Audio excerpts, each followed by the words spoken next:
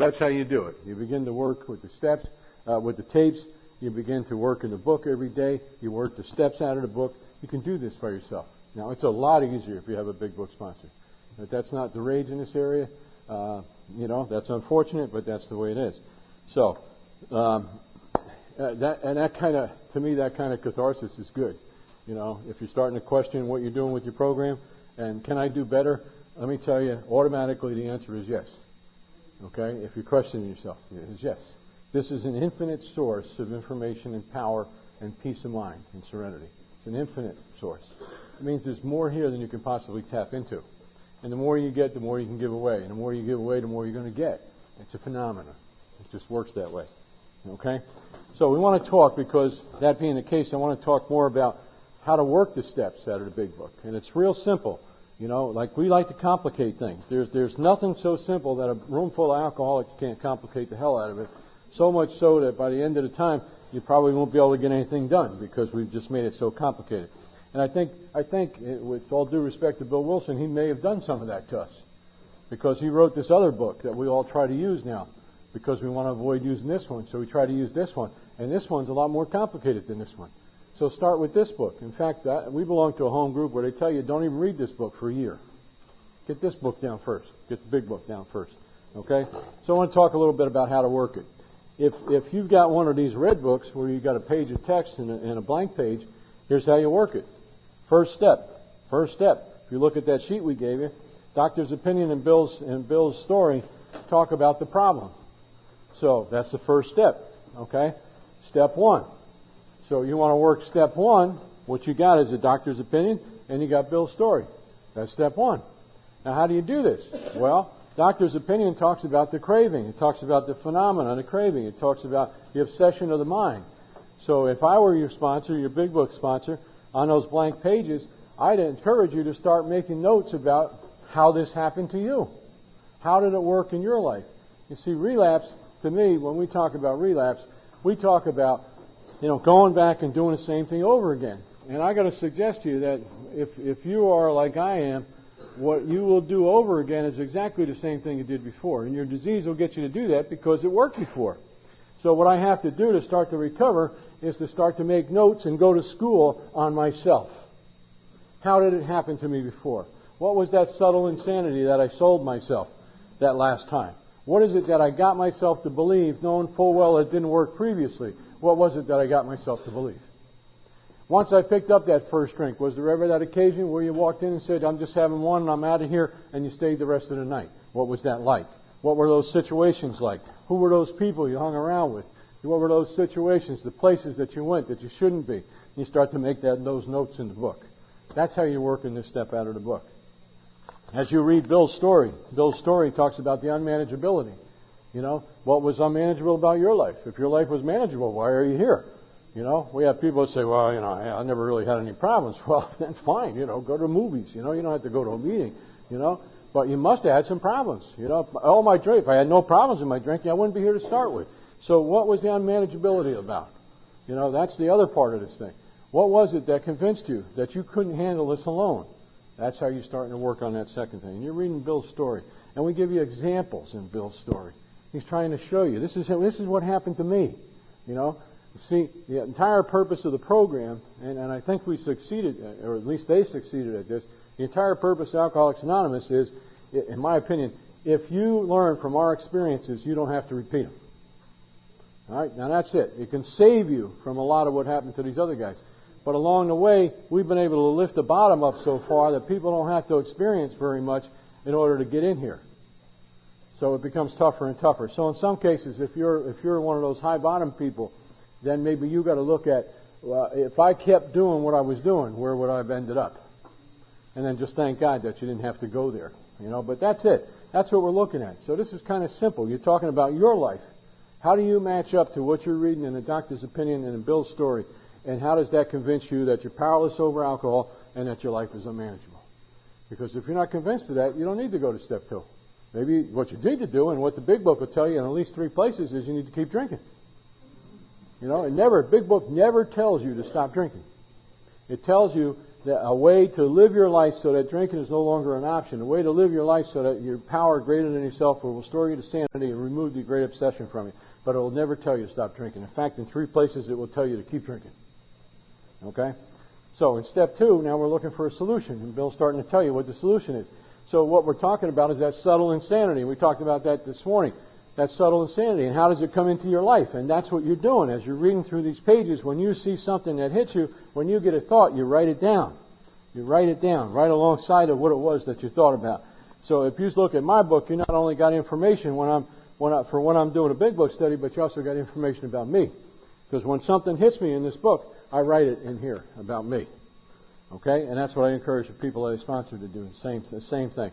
So as we're going through the next few chapters, and there is a solution, you're also being told, like the next section here, more about alcoholism, you're going to be talking more about this subtle insanity, and that's what you're looking for. Okay? That subtle insanity.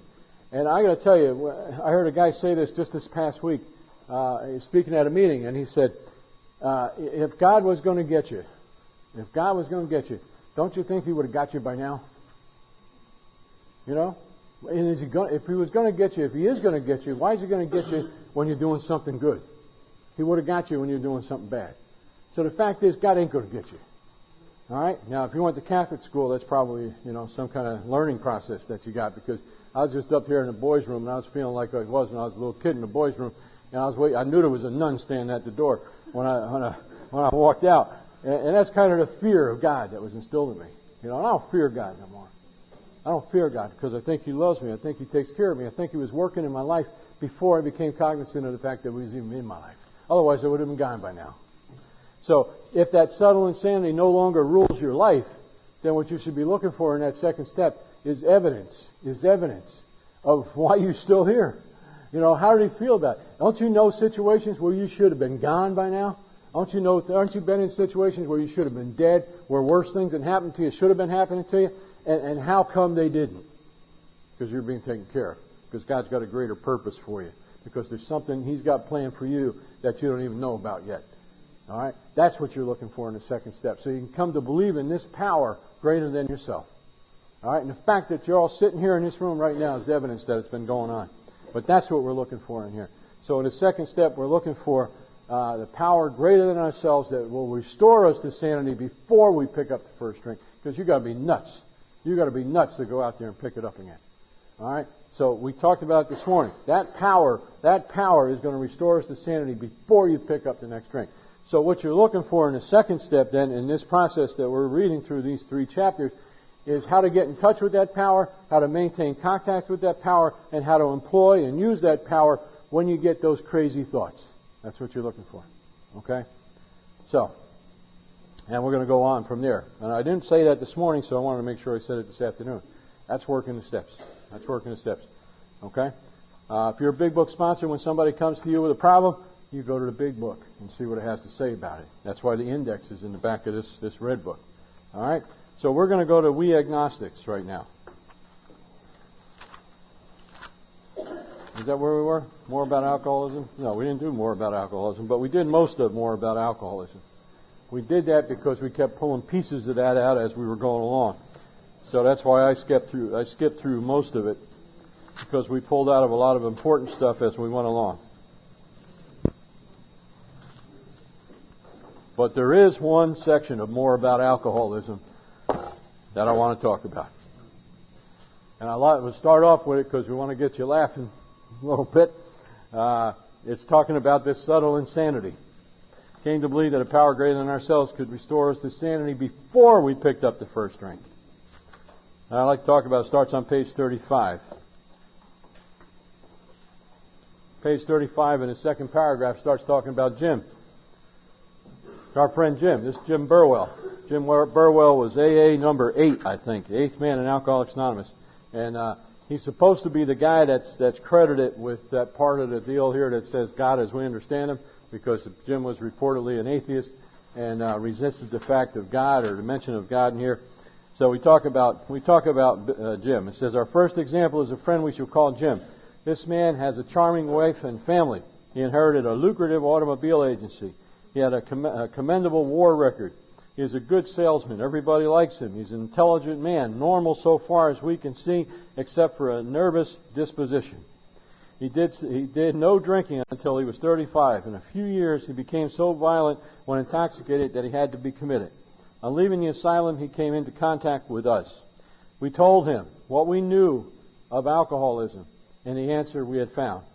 He made a beginning. His family was reassembled, and he began to work as a salesman for the business he had lost through his drinking. All right, potential right there, resentment. All went well for a time, but he failed to enlarge his spiritual life. Back to page 14.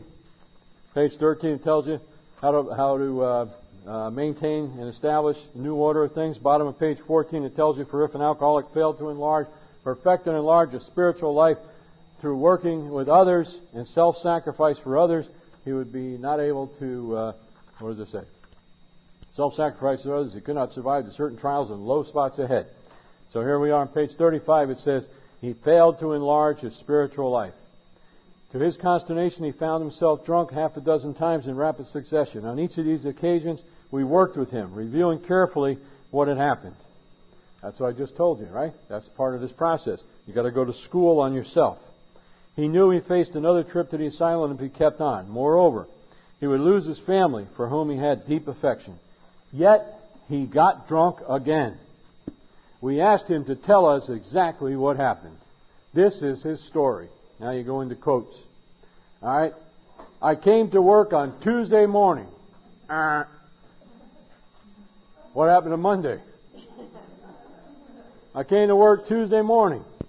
I remember I felt irritated that I had to be a salesman, resentment for a concern I once owned. I had a few words with the boss. What do you think that was about? Well, where the hell were you Monday? All right? But nothing serious. Now, listen to it. Listen to it. Subtle insanity. Then I decided to drive into the country and see one of my prospects for a car. We got a lot of car dealers out here, right? On Route 17, Route 4. If you call up, do they bring a car over to your house so you can see it? Better yet, if you live up in the country, you call them up and say, listen, man, I'm out here in Lake Hopatcong. You bring one of those shiny cars up here so I can take a look at it. Better than that, I live in Lake Hopatcong. Well, I'm out there mowing the lawn. There's a constant procession of car salesmen going by, saying, hey, want to buy a car? All right? But nonetheless, Jim sold himself on this idea. He said, this is the subtle insanity. I decided to drive into the country and see one of my prospects for a car. On the way, now what I'm going to suggest to you is that the disease has to get you to do the next thing. It doesn't have to get you to pick up the bottle. If it gets you to do enough next things, it'll get you to the point where you pick up the bottle all by yourself. So the disease says, well, Jim, why don't you take a drive into the country? Jim says, I think I will do that. And then on the way, I felt hungry. So what's the disease say? Well, Jim, you're hungry. Why don't you stop at this roadside place where they have a bar, but they also got good food? I don't know about you, but I've gone back to some of those places that I used to go to when I was drinking because of their good food, and the food is not good. I had no intention of drinking. Of course not. He's hungry. I had no intention of drinking. I just thought I would get a sandwich. I had a notion that I might find a customer, listen to this, at this place. Probably one without a driver's license, right? All right, which was familiar, for I had been going to it for years. I had eaten there many times during the months I was sober. I sat down at the table and ordered a sandwich and a glass of milk. Still no thought of drinking, but he's sitting at the bar. I ordered another sandwich and decided to have another glass of milk. That's the compulsion coming in here, right? The craving. For as soon as you have a glass of milk, you're going to have another glass of milk. You got the compulsion, the craving coming in here. And suddenly the thought crossed my mind, if I were to put, now you've had these ideas. I know you've had these ideas. I know it. If I put an ounce of whiskey in my milk, it couldn't hurt me on a full stomach. You see, what happens is the calcium in the milk knocks out the alcohol in the whiskey. That's a chemical fact that drunken people believe. So, it can't possibly hurt me if I put it in the milk.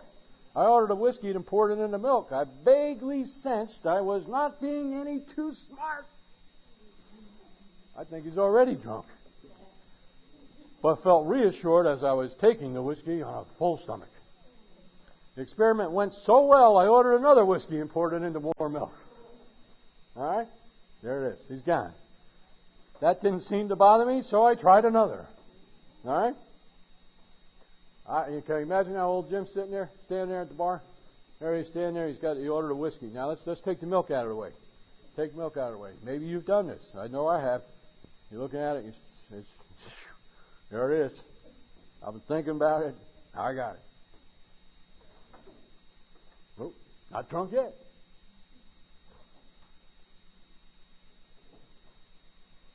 No craving. I guess I'll have another. All right? This is what he's talking about doing. Waiting for the... no craving yet. Okay? Thus started one more journey to the asylum for Jim. Here was the threat of commitment, the loss of family and position, to try to say nothing of the intense mental and physical suffering which drinking always caused him. He had much knowledge about himself as an alcoholic, yet all reasons for not drinking were easily pushed aside in favor of the foolish idea that he could take whiskey if only he mixed it with milk. That's a subtle insanity. All right? Nothing new. There's nothing new here. Okay? This is 1937. They're writing this. And you sold yourself. You sold yourself on something like that to begin with. All right? What did you do? What was that incident? What was that time in your life where you sold yourself on some similarly insane idea that this time would be different? And you were off on another run. And what did that cost you? That's how you take this step in this book. Put it down on paper. If you got one of these red books, write it right in the book. You know, what about you? How did you do this to yourself? Okay? Okay. So we're not going to spend a lot of time, like I said, in this particular chapter because we picked it apart previously. And we're going to go to We Agnostics. We Agnostics. All right, on page 44, we're on We Agnostics. And at the top of the page there in the first paragraph, in the preceding chapters, you have learned something about alcoholism. We hope we have made clear the distinction between the alcoholic and a non-alcoholic. All right, and just in case he didn't do it, he's going to tell it to you again. If when you honestly want to, you find you cannot quit entirely, or if when drinking you have little control over the amount you take, you are probably alcoholic. All right, just in case you didn't get it previously. If that be the case, you may be suffering from an illness which only a spiritual experience will conquer. That's pretty clear. We talked about it earlier. All right? To one who feels he is an atheist or an agnostic, such an experience seems impossible. But to continue as he is means disaster, especially if he is an alcoholic of the hopeless variety, a hopeless state of mind and body that we talked about. To be doomed to an alcoholic death or to live on a spiritual basis are not always easy alternatives to face. And we talked about that this morning. You know, can I think about that? Can I get back to you? Let me see. Doomed to an alcoholic life, live on a spiritual basis. You know, can I think about this for a while and get back to you? All right? Die of cancer or live on a spiritual basis. You have people signing up in the cancer ward, you know, all day long. All right? Let's go to the next page. Next page, on page 45. Lack of power was our dilemma.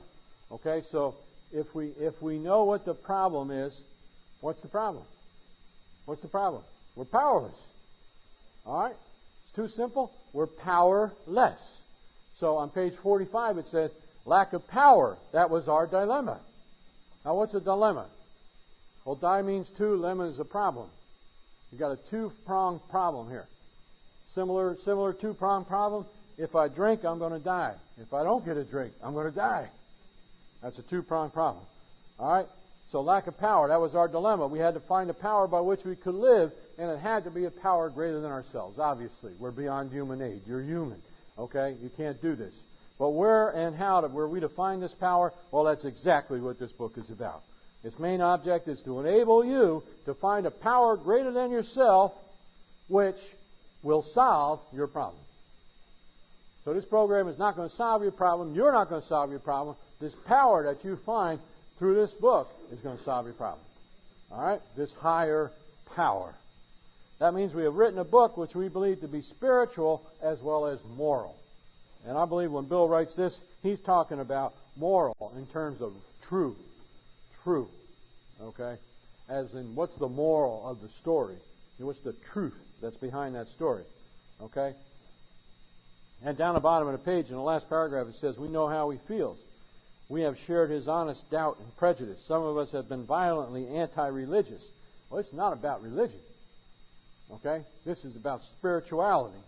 This is about something that's not necessarily ritualistic, something that's not necessarily has anything to do with what you learned as a kid. It has to do with a power greater than yourself. So let's go to page 46. 46 in the first full paragraph. In the first full paragraph. Yes, we of agnostic temperament have had these thoughts and experiences. Let us make haste to reassure you. We found that as soon as we were able to lay aside prejudice and express even a willingness to believe in a power greater than ourselves, we commenced to get results. Now, not sometime in the future, not after you graduate, not after your 10th anniversary, not after your 90-day pin, but we commenced to get results as soon as we began to lay aside those prejudices, those old ideas, and express even a willingness to believe. Even though it was impossible for any of us to fully define or comprehend that power which is God. Now, I don't know. We got people, and I know them. We got people on a pursuit trying to define God, what He looks like, what she's like, where they live, And to find God is to confine God. You can't confine God. It's an infinite power source that you plug into, and you're going to solve your problem in the recovery. So you can't define God because you can't confine God. So Bill mentions here prejudice, the word prejudice again. And I will tell you again, it's important. He mentions it about 9 times in successive pages. He mentions it on page 45, 46, 47, 48, 2 times, 49, and 56.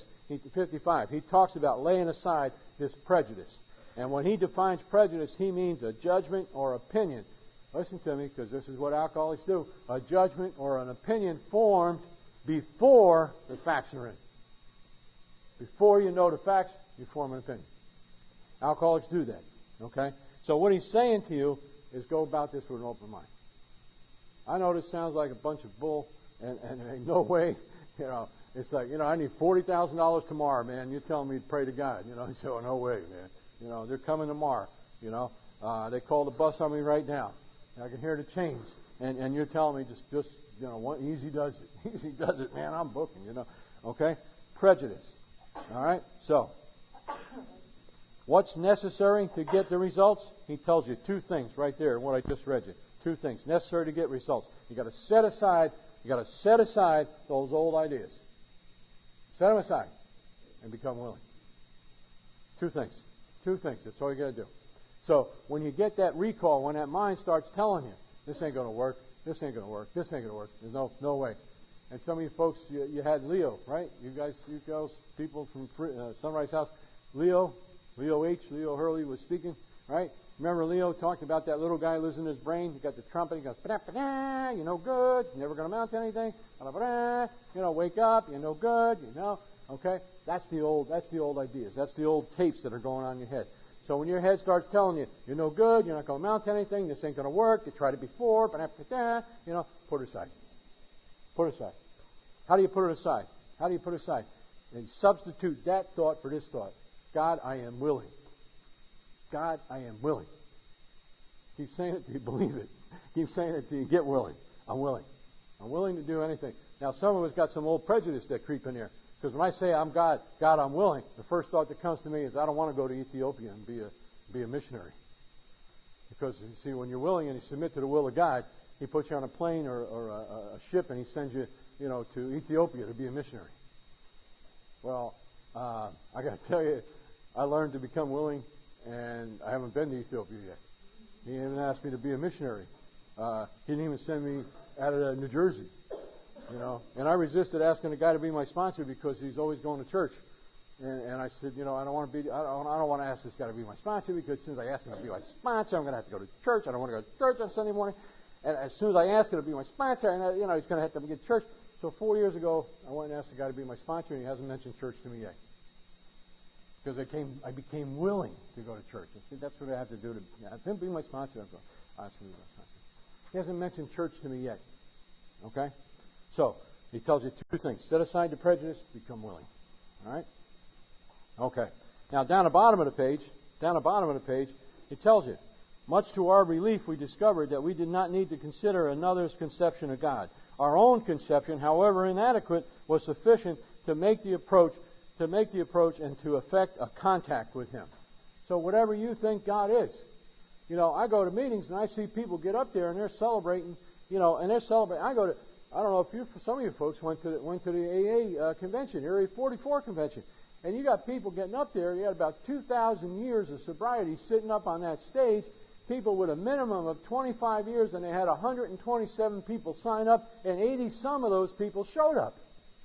And they got up there and they sat in the front of the room, and they had over 2,000 years of sobriety. Now, whatever that power is that got those people up there in front of that room and out of whatever kind of lives that they had going for them before and got them 25 years plus of sobriety, that's what I believe in. Whatever it looks like, wherever it lives, that's the power that I believe in. So whatever happened to them can happen to me if I can plug into that power. And this book tells me where and how and why and how I'm going to get it, how I can plug into that power. Okay? That's what I believe in. I want to be willing to believe in what I see. You can't deny it. You can't deny it. I told you before, nobody's more surprised than I am that I'm sober as long as I am.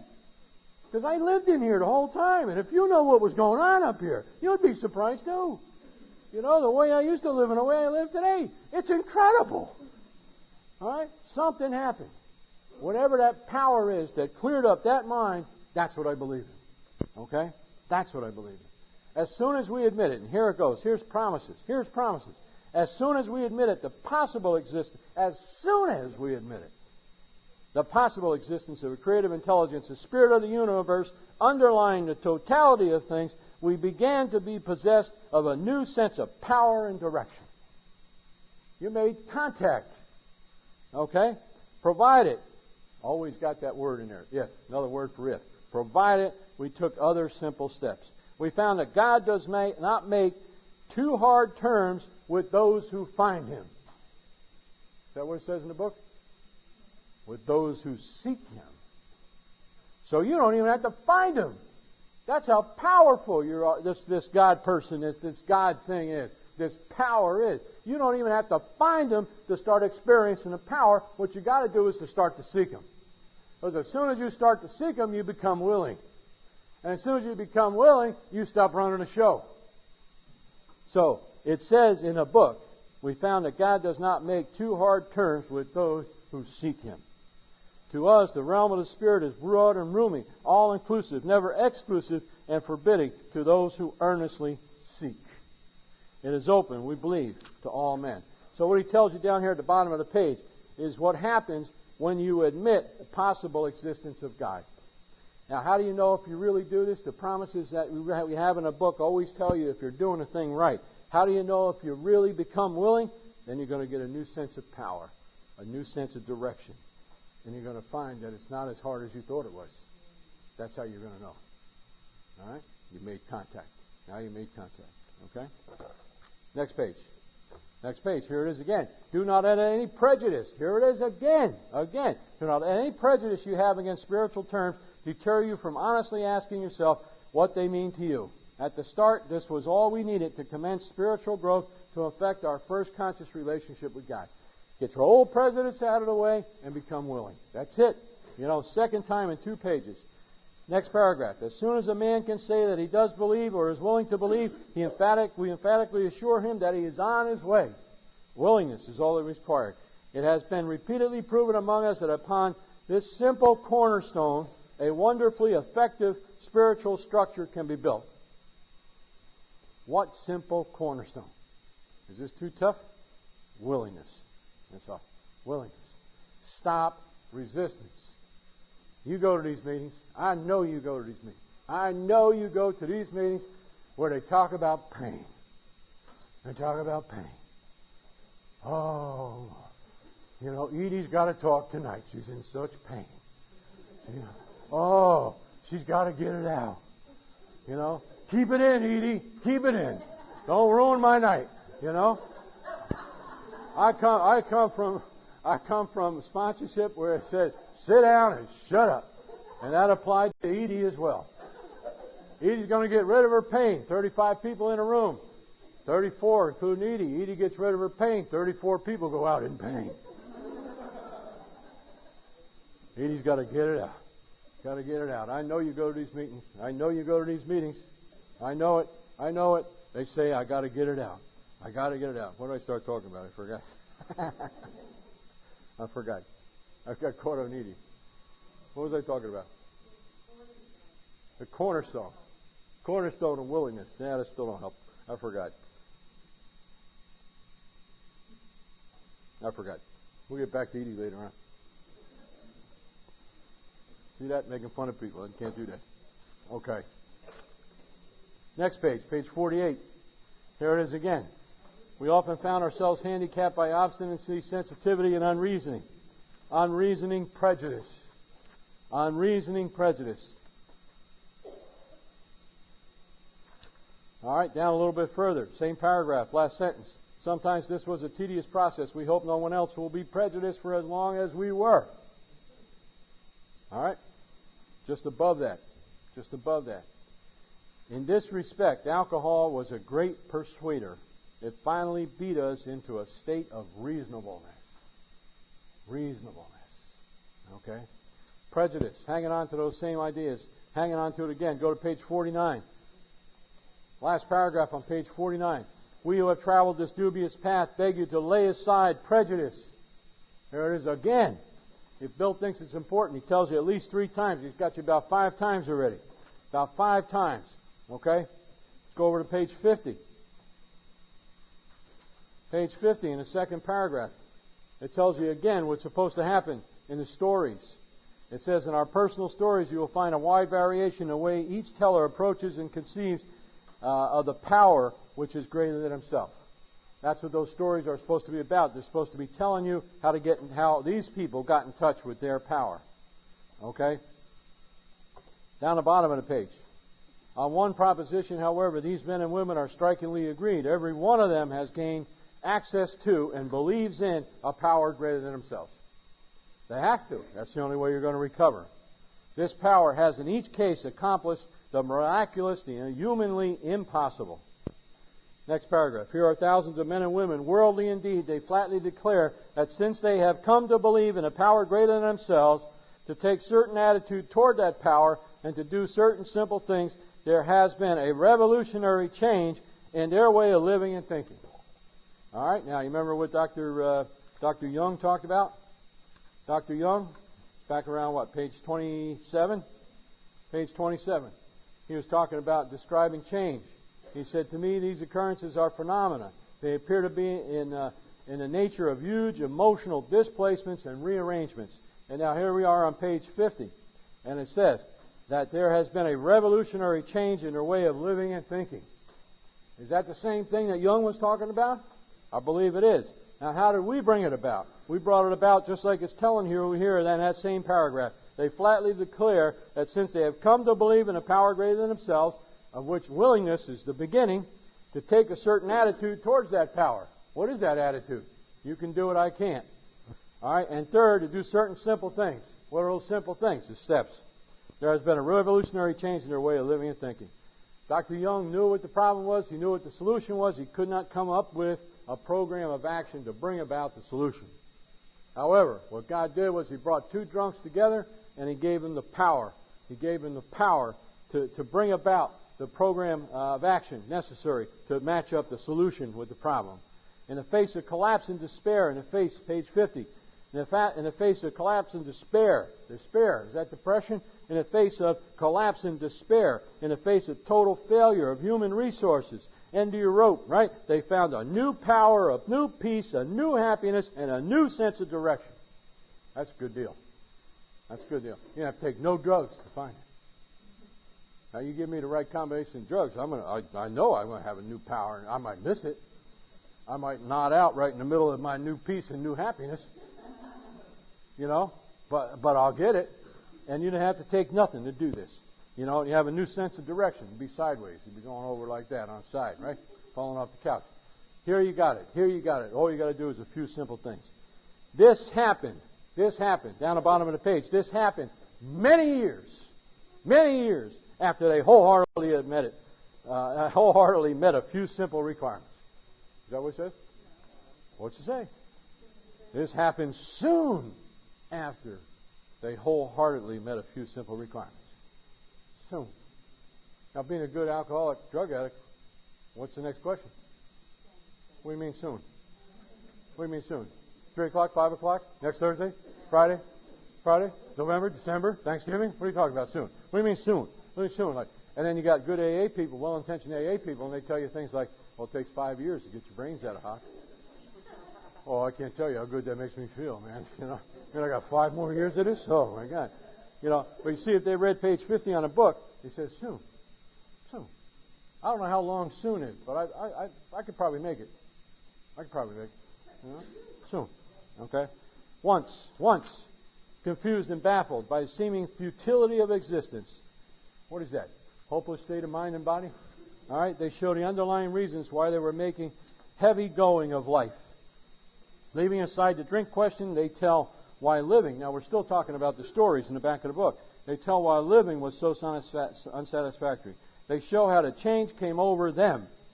When many hundreds of people are able to say that the consciousness of the presence of God is today the most important fact of their lives, they present a powerful reason why one should have faith. That's where your willingness comes from. You read the stories, you see what happened to these people, you go to the meetings, you listen to those people, you see what happened to them, and you start to believe. You believe in that, whatever that is. Okay? Okay. Next page, page 52. All right, here's questions. Here's work. Here's work to be done. Here's work to be done. This is still second step. All right, still second step. Here's work to be done. All right, middle of the page, second paragraph. We had to ask ourselves why we shouldn't apply to our human problems this same readiness to change our point of view. Okay? Had a guy in detox one time. Had a guy in a detox program I ran one time. He came in, and he was there for the 8th time. We said, well, Sandy, what are you going to do now, man? He said, well, I'm going to go to this meeting on Tuesday night, this meeting on Wednesday night. I've got aftercare on Thursday night. I'm going to this meeting on Friday night. Saturday I'll go to that meeting. Sunday I'll spend with my wife. Monday I'll go to the psychotherapist, and Tuesday night I'll be back here for this meeting. And I looked it up in a file, and that was exactly the same thing he had done the 7 previous times he'd been in the hospital. So I brought it to him, and I showed him. I said, you did all these things. No, I didn't say that. I said, why are you doing this plan? He said, well, it worked before. So wait a minute. Didn't you come in here drunk at a BAC of 0.37 when they brought you in here? I want to suggest to you that it didn't work before. That's why you're here, you see. So it says in the book here, we had to ask ourselves why we shouldn't apply to our human problems this same readiness to change our point of view. Okay? Now, an old guy named Jack McSherry, who's dead now, and I'm going to use his name because he died with 51 years of sobriety. When he died, he came to me one time when I was coming back from one of those slips, and he said to me, it's real simple, Fred. To recover and stay sober, all you got to do is 2 simple things. And I love the simplicity of the old-timers. He came in and he said to me, first of all, number 1, you got to do everything you did before. Because that's what worked. That's all, of course. Second thing, you got to do everything you didn't do before. Because that's what caused the problem. Real simple. Too simple. Everything you did before, because that's what worked. Everything you didn't do before, that's what you needed. Okay? Too simple. All right, same paragraph, page 52. We had to ask ourselves why we shouldn't apply to our human problems the same readiness to change our point of view. All right, here's some questions you ask yourself. And when you ask yourself these questions, put when I was drinking in front of it. When I was drinking, was I having trouble with personal relationships? Yes. All right, there ain't enough room in this book for that, right? All right, when I was drinking, did you have control over your emotional nature? Not only when I was drinking, but after I stopped drinking, it got worse. Okay, when I was drinking, were you prey to misery and the D word? The D word, I'm not even going to say it. Because we don't want nobody around here to get the D word. Okay? All right, when you were drinking, were you pray? Now, does that mean when you stop drinking, you no longer pray? No way. You're bigger pray. You better pray. P-R-A-Y. You better pray. All right, when I was drinking, was I prayed in misery? When I stopped drinking, did it get worse? That's another question. When I was drinking, did I have trouble making a living? When I was drinking, was I having that feeling of uselessness? When I was drinking, was I full of fear? When I was drinking, was I unhappy? When I was drinking, I couldn't seem to be a help. Did I even think about other people when I was drinking? All right, was not a basic solution to these bedevilments more important than whether we should see newsreels of lunar flight? Of course it was. We saw others solve their problem by a simple reliance upon the Spirit of the universe. When we saw that, we had to stop doubting the power of God. Our ideas did not work, but the God idea did. All right, now, when you do this, there's another trick we're going to show you a little later on, where we're going to match these up to something in the book. But we'll show you a little later on. That's how to diagnose whether or not you get the problem. How did that happen to you? What? Give me instances. You're working this step in this book. Write it down. Write it down. You see, if I don't write it down, being a good alcoholic, this mind up here is trained to rationalize and justify and forget. It's trained to selectively perceive, let in only those things that already agree with what I believe. And not necessarily what I have been believing all my life, but what I believe at the moment, which is changing. It's always changing. So when I write it down and I go back and look at it, I wrote it. That came out of here. When I keep it up here, it changes. I begin to rationalize and justify it. So people say, well, I take a fifth step every time I go out and speak at a meeting. Bullshit is what I say to that. Because every time you go out to a meeting, you're probably saying something different. You know, you need to get a record of it so that you know if you've made progress. Because if I got a fifth step list up here in my head, every time something happens to me in the course of any day, that list is changing. That list is changing. And it's going and it's coming. And that's not me. That's the book that's telling that stuff. And I'm going to show you when we get to the fourth step, it's going to tell you about 12 times to write it down. Write it down. Now, unless you got some electrography up here in your head with one of those computer deals where you can write on the side of your head with it, like UPS guy got, and it goes in there, you know, you're going to have to get a piece of paper. In fact, in the book, it tells you how simple is it. You probably missed it. Get a piece of paper and write this down. Because Bill knew you. So here is telling you. Here is telling you. Ask yourself these questions. Write it in the book. Write it in the book. Okay? And when you get time, you go to page 83 and 84, and you compare this list of problem questions to the promises and see if you're making any progress. All right? Let's go. Next page. Listen to me. Listen to me. See if this is you. See if this is you. Page 53, second paragraph. When we became alcoholics, crushed by self-imposed crises. Anybody identify with that? Anybody want to admit to identifying with that? We could not postpone or evade those crises. We had to fearlessly face the proposition that either God is everything or He's nothing. You want to get to that jumping off point, that turning point that they talk about, that point of desperation, where you got to or you're not going to live. You know, life, death. You know, let's see. Life in an asylum or accept spiritual help. You know, what would you like? God either is or He isn't. What is your choice to be? It's time to make up your mind. Time to make up your mind. You must make a commitment to this program. You must make a commitment to recovery. All right? And you will get out of this program in direct proportion to the commitment that you make. Let me change that. That's a misstatement. You will get more out of this program if you work it than any commitment you ever make. But you will at least get what you commit. Bill talks about having faith all the time. And on page 54, he says it's not something new. In that page, down the bottom of 53, going over to 54, he said that every human being, deep down inside of him, has some notion of God. Whatever it is. Whatever it is. But I'd like to draw your attention to page 54 in the second paragraph. It says, imagine life without faith. We're nothing but pure reason. We're nothing but pure reason. We're nothing left but pure reason. It wouldn't be life. Now, it's like Mr. Spock, you know, on Star Trek. If it's not rational, it's not reasonable, it's not logical, he doesn't understand it, he doesn't comprehend it. You know, he has a decent life. You know, he gets to live on a starship, he gets to go anywhere he wants in the galaxy. You know, he's not locked up in some asylum someplace. But He doesn't have any feelings or emotions. They don't play the proper role in his life. He's got no instincts. He doesn't have any instincts. Now, the good part is he doesn't have any instincts to go wild on them, which is the main cause of our problem, like we're going to find out in step 4. But he also doesn't have any instincts. He can put himself in harm's way and save the crew, if it makes logical sense to him to do that. All right? Now, if you want to live that kind of life, now you probably know some people like that. But they're doing it because of drug therapy, whether it's self-administered or not. They're living like that. But do you want to live like that in recovery? Is that what we're here for? I want to see what it's like to be as normal as I can be. I don't think I could ever be normal. I don't think so, because normal people are not attracted to me. I've never seen. I'm sorry, dear. But some people like really, really working on being normal are attracted to me. That's the best I can do. But I don't know what's normal. I don't know. I don't have a point of reference. Nobody in my family was ever normal. I don't know what that is. But I like to see what it feels like. I like to live and die and know what I stand for.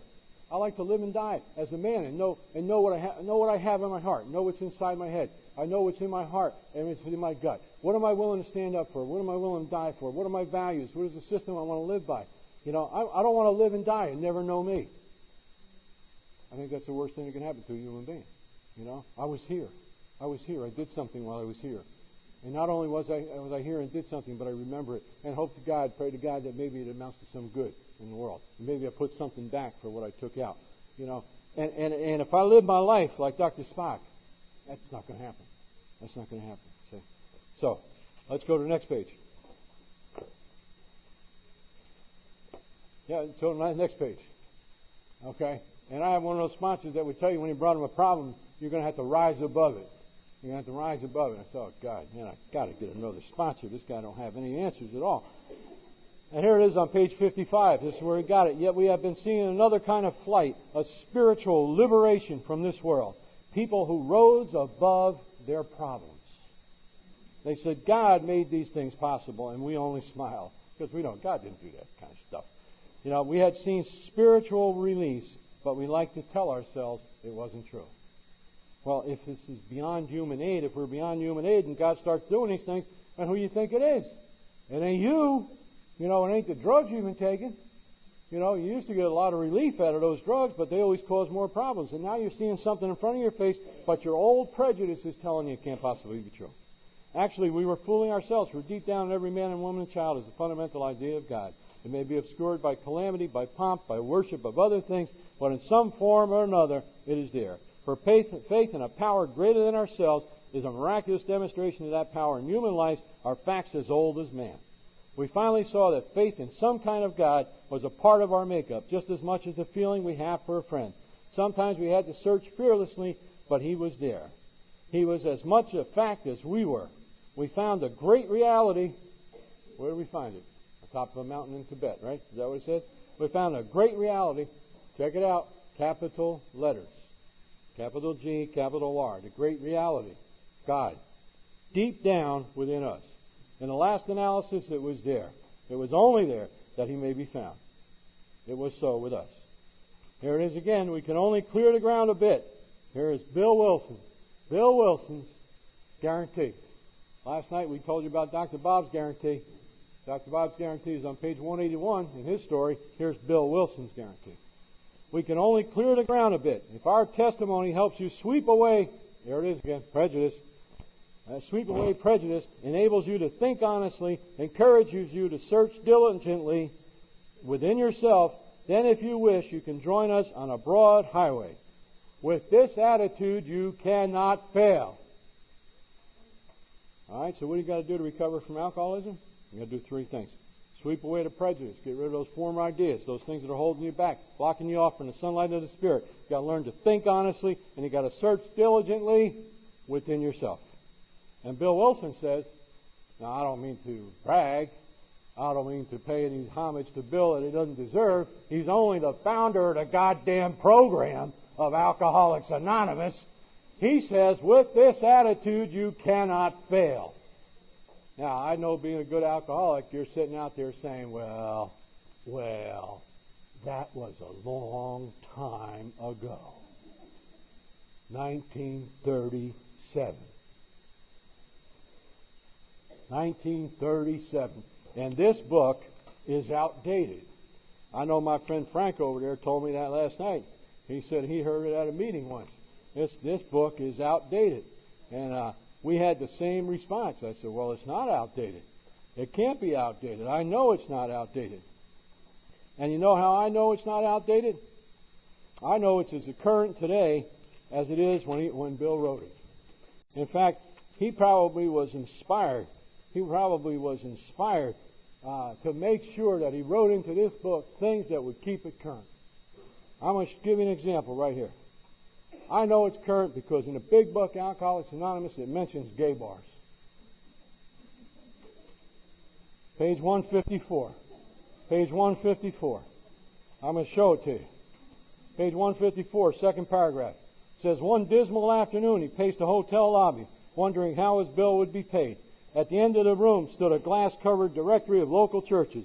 And down the lobby, a door opened into an attractive bar, and he saw the gay crowd inside.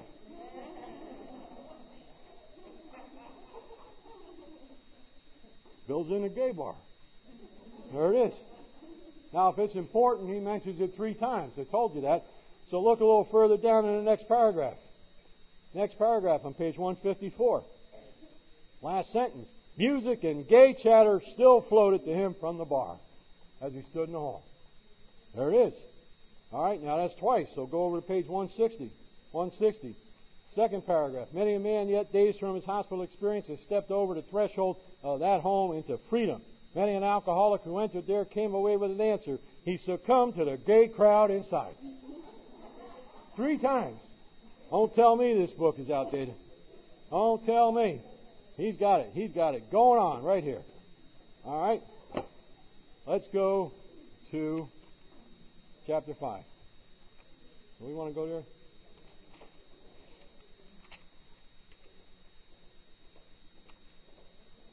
Yes, let's go to chapter 5. Go to chapter 5. And well, a lot of you people got the red book. Okay? You got the red book. All right, so what I want to do in the first paragraph, you read on page 58, anybody that wants to, but I'm going to read you the same stuff from the original manuscript. From that original manuscript. See, Bill felt very strongly. Bill felt very strongly about what he was writing, but he had to bring this prototype of the book. He had to bring this prototype of the book to the other members of Alcoholics Anonymous so that they would approve of what he was writing. So, what Bill did was, he would write something that he felt very strongly about. He'd bring it to the rest of the members, and they would kind of trade it off and say, Bill, well, maybe you shouldn't be that strong with it. Okay? So, when you get to to chapter 5, it says, rarely have we seen a person fail who has thoroughly followed, what does it say? Our path. Okay? If you read the original version, it says, rarely have we seen a person fail who thoroughly followed our directions. So Bill was about giving directions. This is what you do. This is what you do.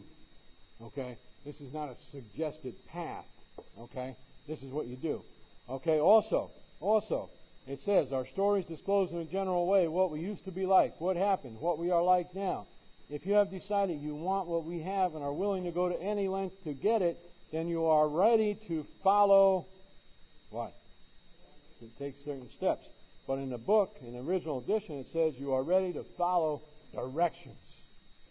You do what we tell you. Okay? And also, same page, in paragraph 4, page 58, paragraph 4. All right, it goes over to the other page. It says, remember that you are dealing with alcohol, cunning, baffling, and powerful. Without help, it is too much for you. But there is one who has all that power. That one is God. You must find him now. That's the original version. Okay? And I'm going to suggest to you that one of the things you do in studying the big book is to match up the original version with the third edition version that you got in front of you and find out. Bill was a lot more serious about this. A lot more serious than it's made out to be in the book. All right, down at the bottom of page 58 it says, remember that we deal with alcohol, cunning, baffling, and powerful. Without help, it is too much for us. What kind of help? Spiritual help. Okay? It's too much for us. But there is one. He has all power. That one is God. May you find him now. The original version says you must find him now. Hash measured, the veil does nothing. We stood at the turning point. We asked for his protection with complete abandon, 100% commitment. And we go through the steps. Okay? Let's go to page 60. Page 60. Now we're closing in on step 3. Page 60. Page 60. And you're going to see, I hope, by the end of this afternoon, that we have really complicated this program. We've complicated so much that a lot of newcomers suffer from mental paralysis. That's how complicated we made it. We just complicated the hell out of it when it's a simple program if you do it the way it's written in the big book. Okay? However, most people don't know how it's written in the big book. Okay? So what we're going to tell you, down on page 60 in the third paragraph, it says, being convinced of the three things up above. A, that we were alcoholic and could not manage our own lives. What's that sound like? Step 1, right? That probably no human power could have relieved our alcoholism. All right? That God could and would if he restored. Step 2. Okay? So you're convinced of step 1 and 2. Okay? You're now at, well, figure it out. If you're convinced of 1 and 2, you're now at 3. All right? Which is that we decided to turn our will and our lives over to God as we understood him. All right? Just like you're talking about those people up on the stage with 25 years or more. Just what do we mean by that, and just what do we do?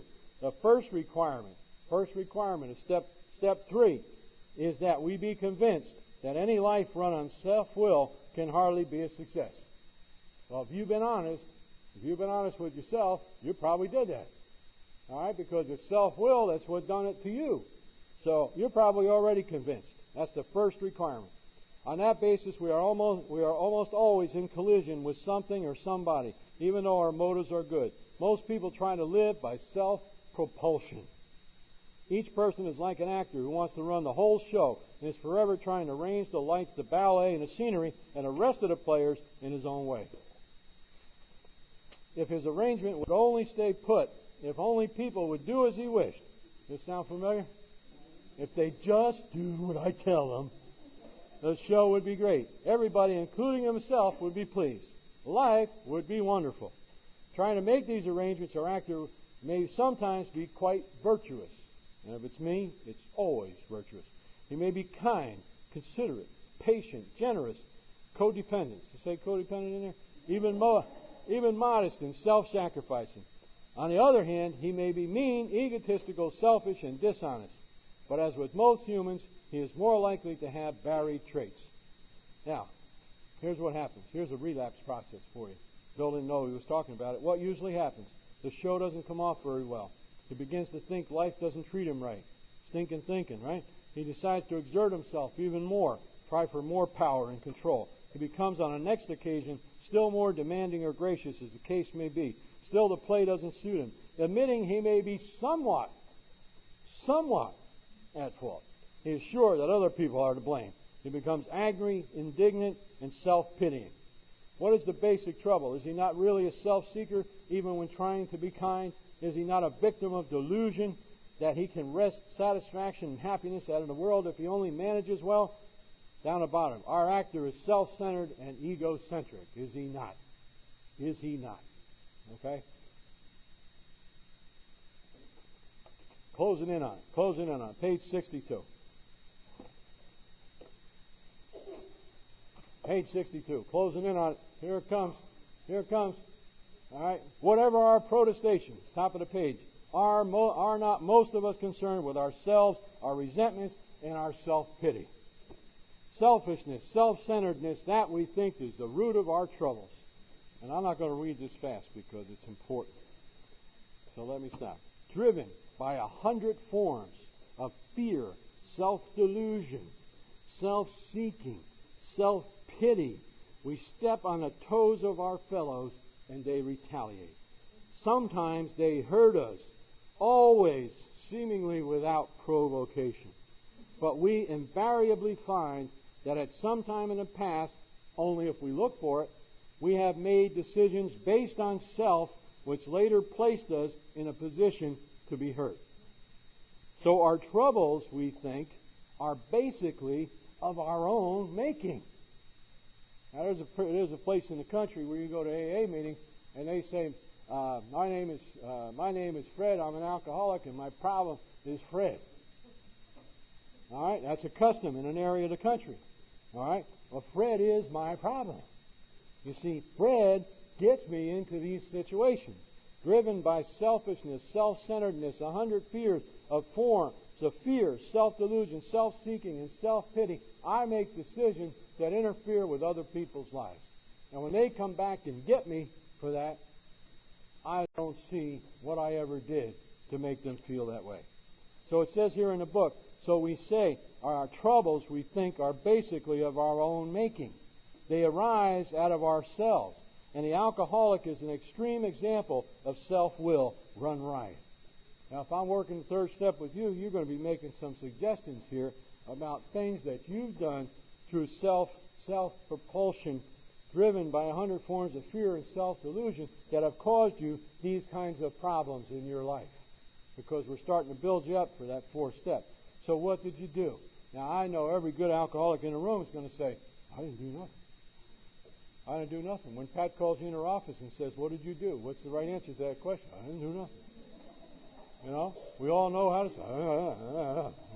say, okay? That's how it works. So our troubles are basically of our own making. So you did something.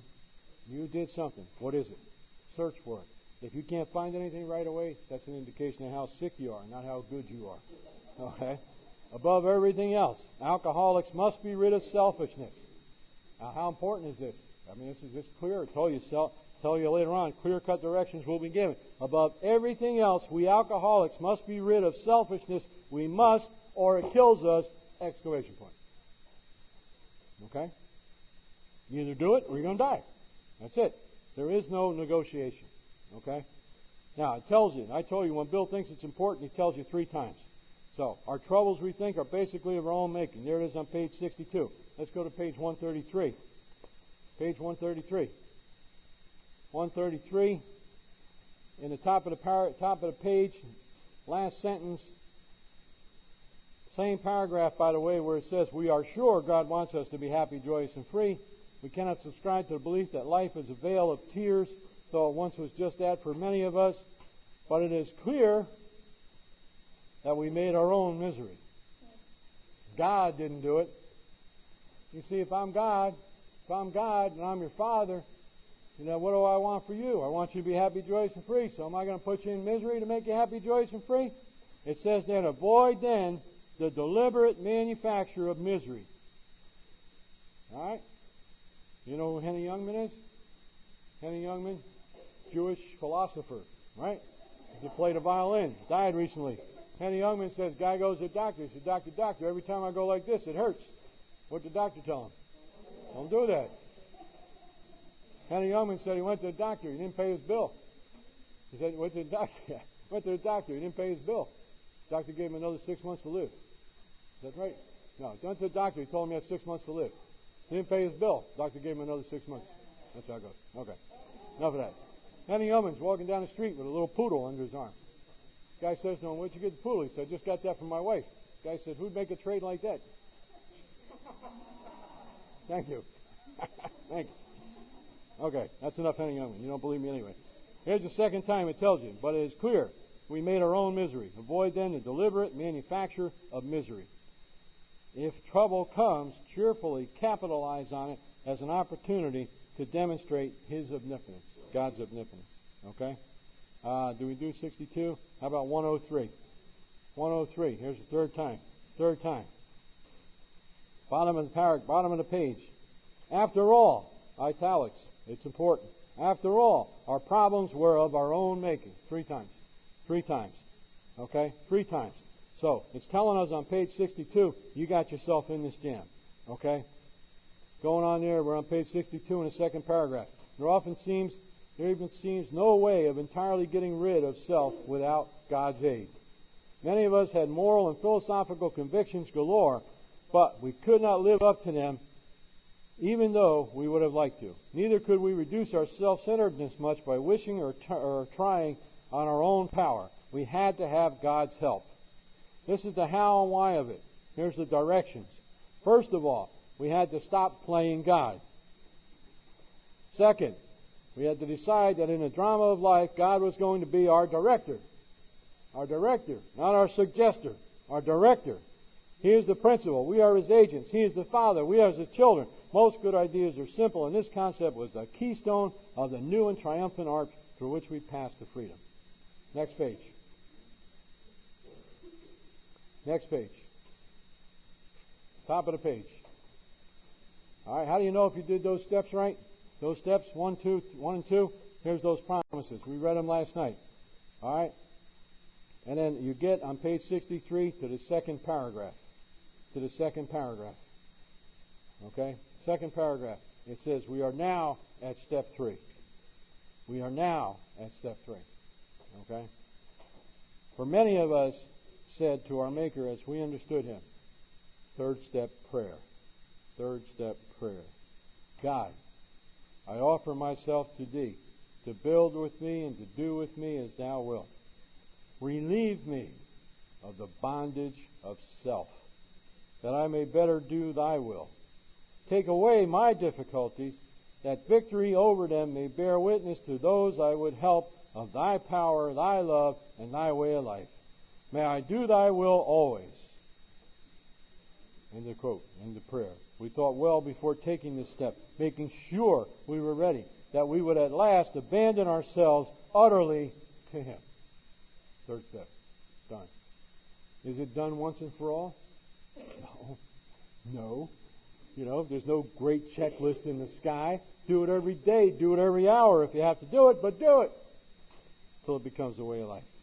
We found it very desirable to take this step with an understanding person. And Bill goes on to give you some idea like he does in the book, because we didn't have a lot of people around Alcoholics Anonymous. We didn't have Alcoholics Anonymous. And this book was going to be used to spread the word. Okay? So we made a decision. We made a decision. You know, and you all know the story about three frogs sitting on a log in a pond? You got 3 frogs sitting on a log in a pond. All right? One of them made a decision to jump into the pond. How many frogs on the log? 3. One of them only made a decision. Okay? So, it takes place up here. You make that decision. You make that decision. Okay? It's a mental process. Okay? We know that it's a mental process, and you do it as many times as you have to. It'll begin to demonstrate in your life, and it'll be evident to people that you've done it, but it's a mental process. If you look down at the bottom of the page, at page 63, it says, next, we launched on a course of vigorous action. So we're going to ask you to actually do something. Next. Okay? So this was a mental process. A vigorous action, the first step of which is personal house cleaning. Okay? And I think it might be a good time to take a break. Right? So let's do that. And we'll come back, go to work. We'll get started. Page 63. Page 63. In the bottom of the page, it says, next. Next, we launched on a course of vigorous action, the first step of which was personal house cleaning. Step 4, which many of us had never attempted, though our decision was a vital and crucial step. Top of page 64. Right? Step 3, though our decision was a vital and crucial step, it could have little permanent effect unless at once followed by a strenuous effort to face and be rid of the things in ourselves which had been blocking us. All right? So much for those people, like we were telling you, that say you'll know when it's time. You'll know when it's time to do your 4th step. The book says that you must do this. In order to make your 3rd step worthwhile, you have to do the 4th step right away. Now, any language that I know of, and I only know about 3 languages, and when you say at once, it does not mean you'll know when it's time. At once means now. Now. Okay? So it says, though our decision was a vital and crucial step, step 3, it could have little permanent effect unless at once followed by a strenuous effort to face and be rid of the things in ourselves which had been blocking us. Period. Blocking us how? Blocking us off from the sunlight of the Spirit, which is God's grace, which will allow us to recover from this disease of alcoholism. Our liquor was but a symptom So we had to get down to causes and conditions. Therefore, we started on a personal inventory, and this was step 4. Step 4. A business takes inventory that takes no regular inventory usually goes broke.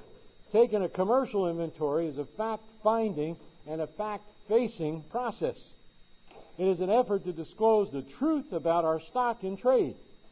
One object is to disclose damaged or unsaleable goods to get rid of them promptly and without regret. If the owner of the business is to be successful, he cannot fool himself about values. It says here in our book, we did exactly the same thing with our lives. We took stock honestly. First, we searched out the flaws in our makeup which caused our failure. Being convinced that self manifested in various ways was what had defeated us, we considered its common manifestations. Now, Bill liked to write. Man, I know he got cruising. He got cruising when he was writing this. So let's just talk about what he's talking about. It tells you got to do exactly the same thing that you do in business. You got to face the truth about your stock and trade. What's up with you? Okay? We did exactly that same thing. We took stock honestly. First, we searched out the flaws in our makeup. Flaws in our makeup. Okay? Flaws in our makeup, which caused our failure. Hello. Which caused our failure. How come you've been making a mess of your life? Well, you got some flaws in your makeup that have been causing you to fail. What are they? Well, in the 12 and 12, he calls them character defects.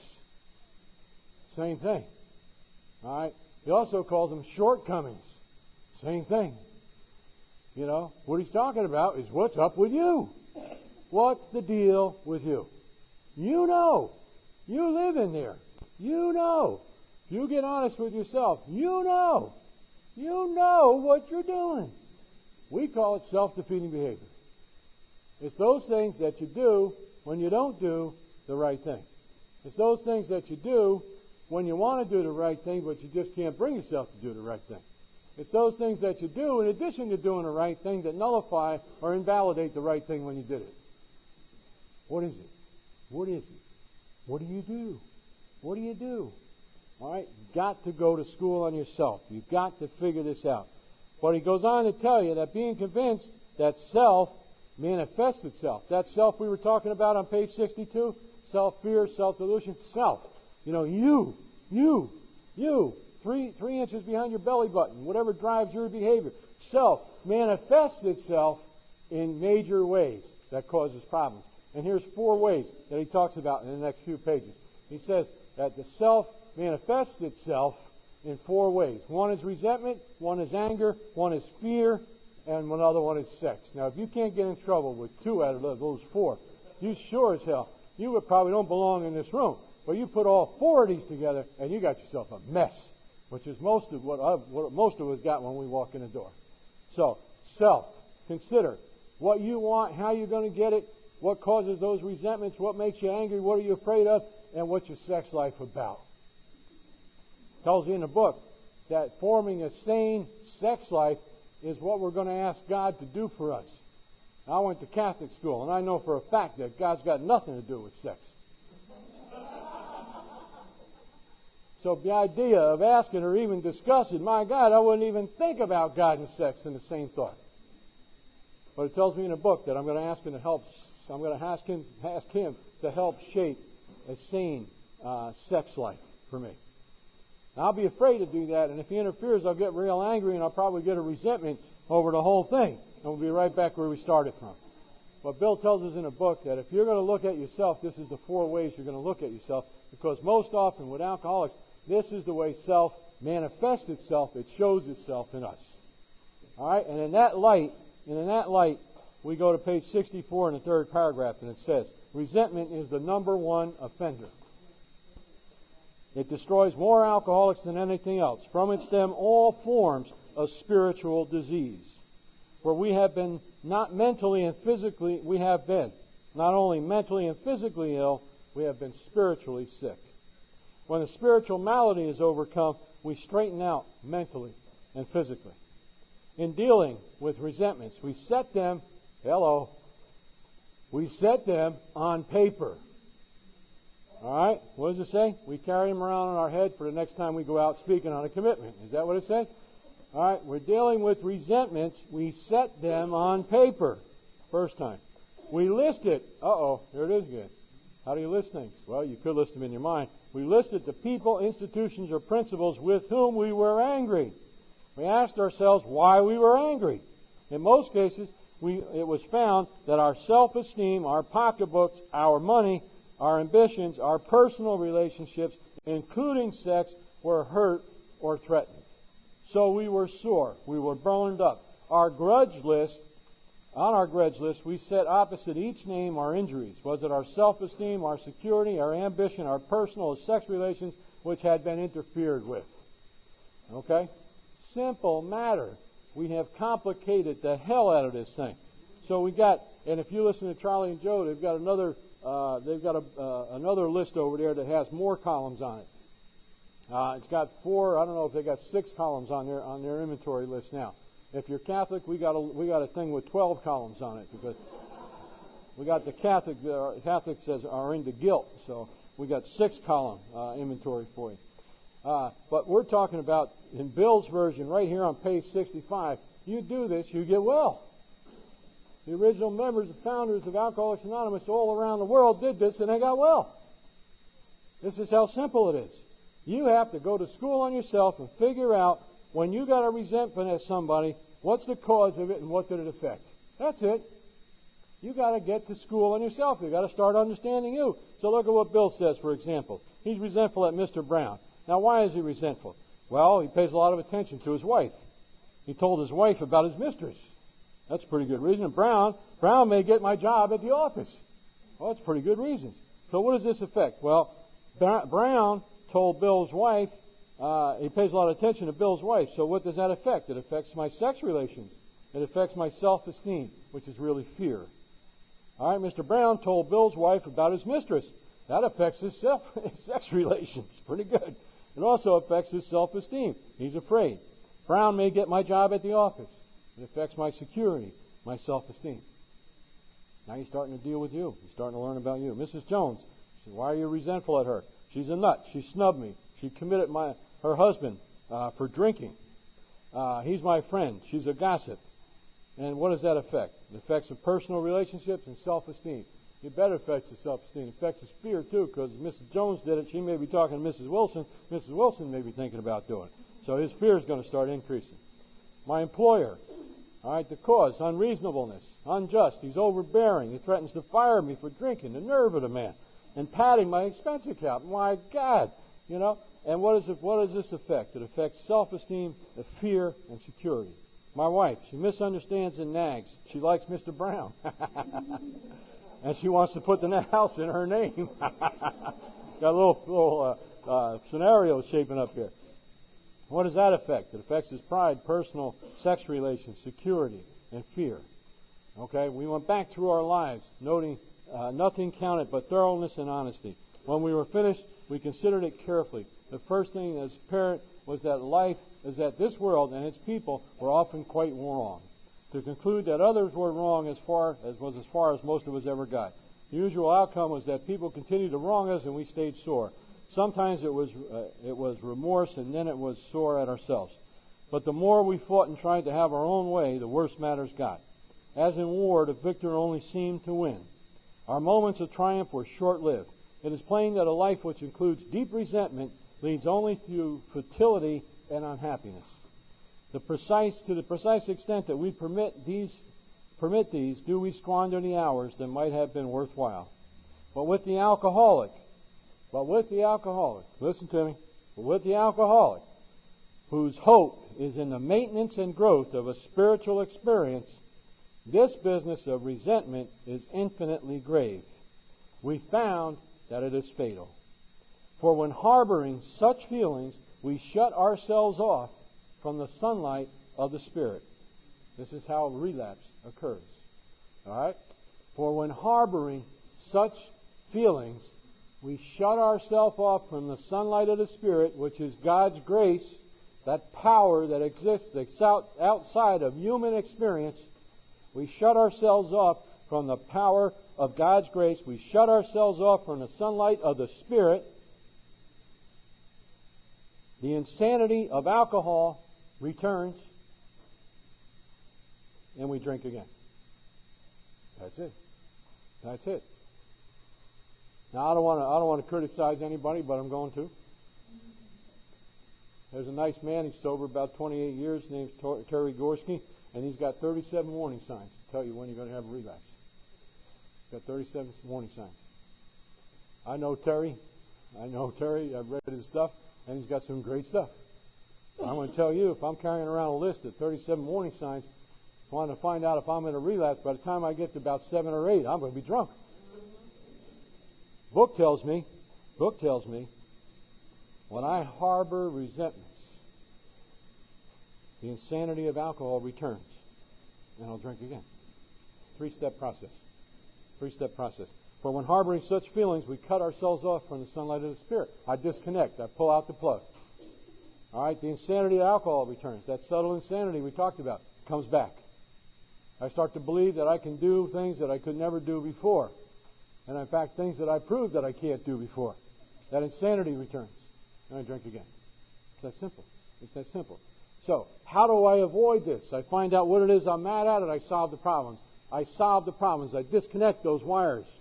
You see, every time I got a resentment, I'm hooked up to that resentment. It costs me more to carry the resentment than it does to that person that I had the resentment against to have it. I don't know if you've had those things. I've been mad at people for years. I was mad at a guy one time for years. I found out later on he's dead. I was walking around still mad at him. The guy's dead. You know? I was tied to him. He's gone, man. He's been buried, decomposed, years. Gone. You know, he was feeding the cows. I'm still mad at him. Costing me. I'm connected to him. So it cost me to be connected to that guy. You know, that dead guy. It cost me to be connected to him. This is this process. My sponsor said it's like pulling yourself out of a vat of taffy. Imagine yourself. I can't imagine what anybody would be doing in a vat of taffy. But he says it's like trying to pull yourself out. Somebody drops a trapeze down to you, and you grab hold of that trapeze, and you start pulling yourself up out of that vat of taffy. And as you start to pull, you got those big, strong strands of taffy hanging onto you, trying to pull you back into that vat. And with this process here, what you start doing is you start reaching down here, trying to cut those strands of taffy, so you can get loose. The further out you get, the more those strings of taffy get pulled. The more they get stretched, the less strong they get. The further out you get, the easier it is to pull yourself out. But at the beginning process, you just got to start snipping some of them away. And that's what this process is. Because I'm tied to that dead guy. He's laying there feeding the cows, and I'm still mad and angry at him every time I think about it. Charlie and Joe tell you it's like having a resentment machine in your head. Anytime you want, you can just go down there and get an instant replay. He says, like you have it down in the basement. You go down here and press a button, and you see it. You can see the whole thing over again. He said, Charlie and Joe tell you that resentment is a word made up of two parts. Re, which means again, and resentment means sentiment, to feel that way again. Somebody does something to you, they cause you to feel a certain way. That's one time. You think about it, you're doing it to yourself the next time. And you do it over and over and over and over and over again. No wonder it blocks you off from the sunlight of the Spirit. Only so much can come into your brain. So what Bill says is that self manifests itself in resentment. Got to get rid of them. Tells you in the book. Can't be more clear. You're either going to get drunk or you're going to die. Because here's what it says. For when harboring such feelings, we shut ourselves off from the sunlight of the Spirit. The insanity of alcohol returns and we drink again. And with us, to drink is to die. Clear? Any questions? Can it be more clear? You have to. If we were to live, we had to be free of anger. Next item. If we were to live, we had to be free of anger. The grouch and the brainstorm were not for us. Well, I studied a big book with a guy, and sometimes he's a blessing, Dick S., and I put his name on the tape because I know he's going to buy these tapes, because I'm going to tell him buy these tapes because your name's on it. And when he hears this tape, we'll see how happy it is. Dick S., he's a good guy to study a big book with because he knows the big book. He's sober about 6 years. He's an alcoholic, drug addict, cocaine addict, and he's also an attorney, one of those JD guys, Doctor of Jurisprudence. He's also a CPA, and he's got to get to the exact nature of everything. Got to find exactly what that word means. So he said, what is a grouch in a brainstorm? I said, I don't know, Dick. You know, and he'll stop you in the middle of the big book. Said, what exactly does that mean? I don't know. Leave me alone. You know? Okay, so, well, let me tell you. Everybody brings something special to the meeting. Dick found a dictionary from 1935. 1935. Brings something special to the meeting. Because now we look up words in this 1935 dictionary. And he looked up the grouch. He looked up, what did it say here? Did I flip the page? Grouch in a brainstorm? The grouch in a brainstorm were not for us. So he looked up grouch. You know what a grouch is? No, it is. I don't know what it was. I thought I knew what it was. I thought it was a mean, angry old guy. He's a grouch. A grouch in 1935 dictionary is a fit of anger. It's a fit of anger. You know what a brainstorm is? 1935 dictionary. It's a fit of insanity. Now, I thought it was inspiration. Show you how crazy I am. All right? I used to believe that shit when it happened. I said, oh, my, look, I just got a brainstorm. You know? Okay? So what's Bill saying? If we were to live, we had to be free of anger. The grouch and the brainstorm were not for us. We couldn't have any fits of insanity. We couldn't throw some rages. You know, we couldn't have fits of insanity, fits of anger. They may be the dubious luxury of normal men, but alcoholics, these things were poison. There it is. Pretty clear. Pretty clear. Got to get free of resentment. Got to get free of anger. Resentment breeds anger. All right, we're going to get it on the list. All right, we turn back to the list. Here it is. Here it is. All right, 2 places now. You hear those people at meetings telling you every time they go out to speak, they do the 4th step and the 5th step. Don't happen that way.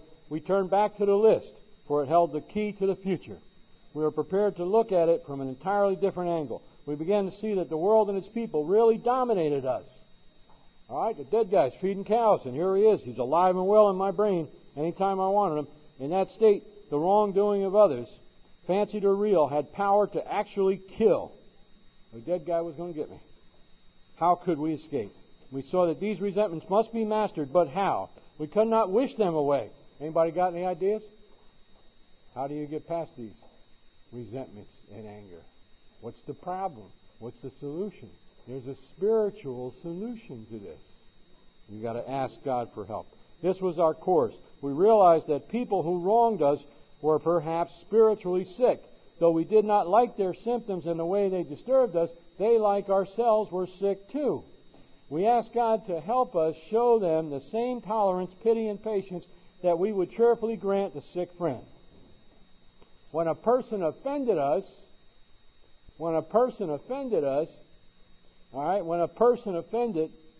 we said to ourselves, 4th step prayer. This is a sick man. How can I be helpful to him? God save me from being angry. Thy will be done. 4th step prayer. Okay? 4th step prayer. We avoid retaliation or argument by praying for somebody. Now, when my sponsor told me that, I said, oh, sure. No question. I'll start praying for him right away. No question. I'll just pray for him. My sponsor told me, my ex-wife, for very good reason, was taking me through a lot of stuff. And my sponsor said to me, he said, you got to resent me. You got to resent me. I said, of course I do. I hate the bitch. You know? Of course I do. You know? He said, well, what are you going to do about it? I said, well, I can't kill her. Because she'd win. I'd like to, but she'd win.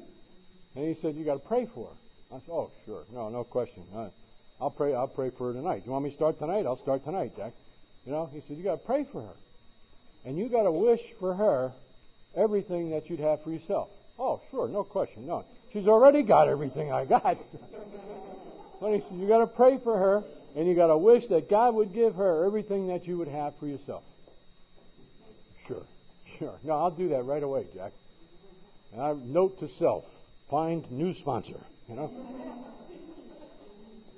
And he said, just to make sure you do that, when you go home tonight, you go to page 552 in the big book, and you read this, because that's what you need to do. Now I open it up, and I find out that it's a woman's story. It's a woman's story. He wants me to go home and read a woman's story so that I can forgive the ex-wife for all the things that she did to me. and all the things she's extracting from me for the rest of my life. I sit down, I read it because I told my sponsor I'd do what he told me. And it says here in second full paragraph on a page, he said, in effect, if you have a resentment you want to be free of,